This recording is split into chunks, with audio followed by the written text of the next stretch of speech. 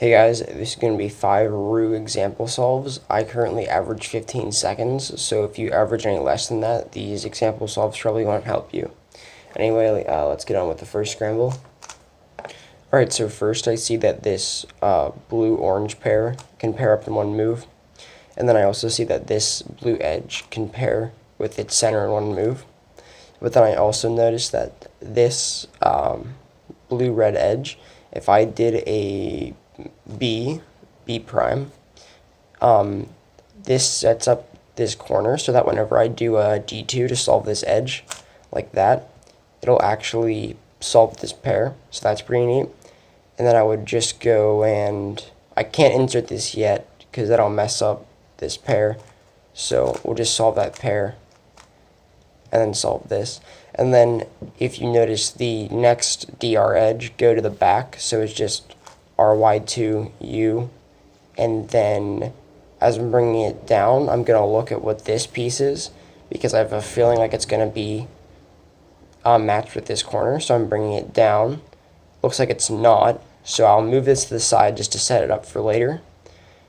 And then I'm going to check and see if this edge is the edge I need, and it is, so I could just use M moves to solve that. And then our other pairs, just that, so like that. Don't know that CMLL. Alright, well, I got it right though. So now I see arrow case, because this is white, so that the bottom can't be white. So we have 3 bad edges. Then I saw this green piece go down to the bottom, so I can, just solve like that. And then opposite colors, so it's just a U2, and then last 4 edges. So for this scramble, I see that we have this green edge and this corner, and then this edge in its correct spot, and then we have this pair right here. So what I'm going to do is I'm going to do a D2, but not just straight D2. I'm going to do D prime and then an R, and what this does is this solves this pair right here, and then another D prime, another D, and in all that did basically a D2, but we solved this piece at the same time, and then this pair stays exactly the same, so it's just solved like that. This edge is very in plain sight. Then I see this pair, so I'll go ahead and solve that like so. And then I saw my next edge go to the bottom, but I don't know what orientation it's in, so I'll do an M just to see. So I see it's blue, so it's just U prime M2 and solve. Next, this CMLL.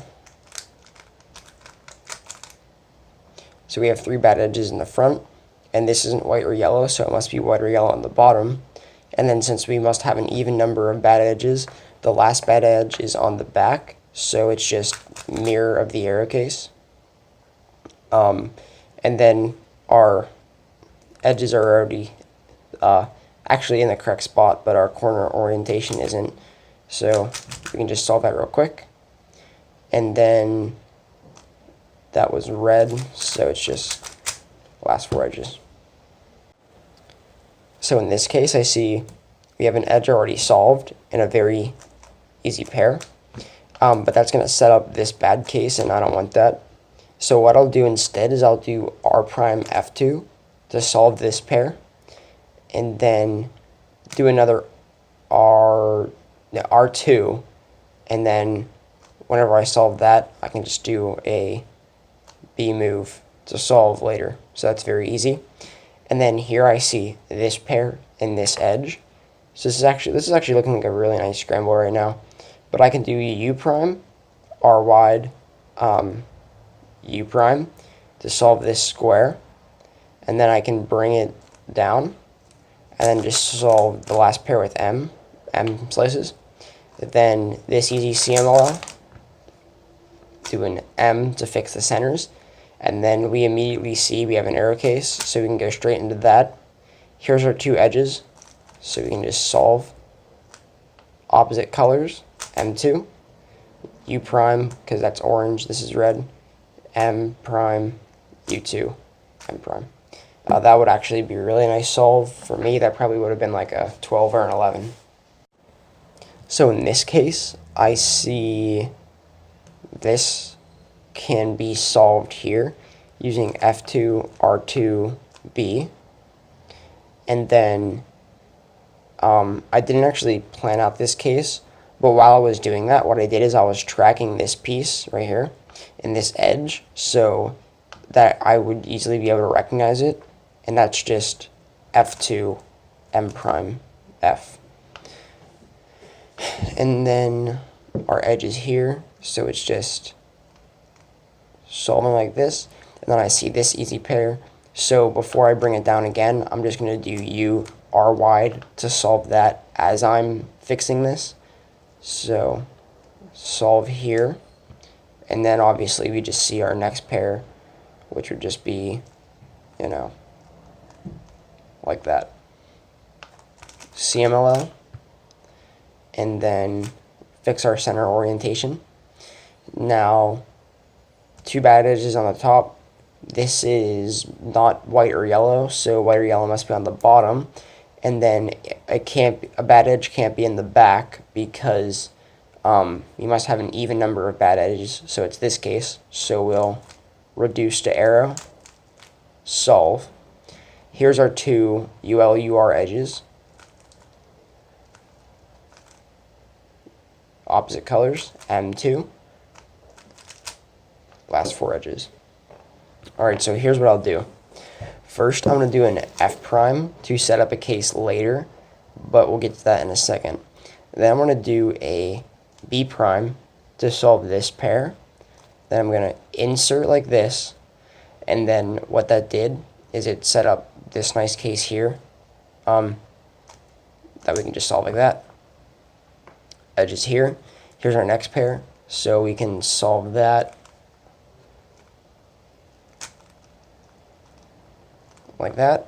And then this is just, you know, M pairing. We're going to make sure that we do a wide R to fix our center orientation. CMLL. And then we have one bad edge on the top. This is not white or yellow, so it must be white or yellow on the bottom. And we have to have an even number of bad edges, so there must be a bad edge on the very back. Reduce to arrow, or mirror arrow. As I did that last M prime, I saw this piece go to the back, so I can just do a U and pair up the edges, make sure the colors aren't matching, M2, last four edges. Before the video ends, I just want to announce a project that I'm working on with the channel Cube RSC. You should really go check out their channel. It's actually in the featured channels list of my channel, so if you just go to my channel homepage, under the featured channels tab, you can find their channel there. Make sure you subscribe and watch their skyscraper method tutorial, which is a video series that I'm editing for them. And it's actually a 5x5 layer by layer method, which is pretty cool. So just to show you, I have the first step done here, which is like a beginning of the cross. I have the first center. Then I have this diamond is what it's called, where I have these edges all paired up. I won't use the method because obviously I use Roux, so maybe I'd have to go learn the Lewis method for 5x5. But you should really go check out that method, because even if you use Roux, it's still a really cool concept. And you know, I've learned a lot, especially by watching the videos bunches of times because I'm editing them. So you should definitely go check out that video.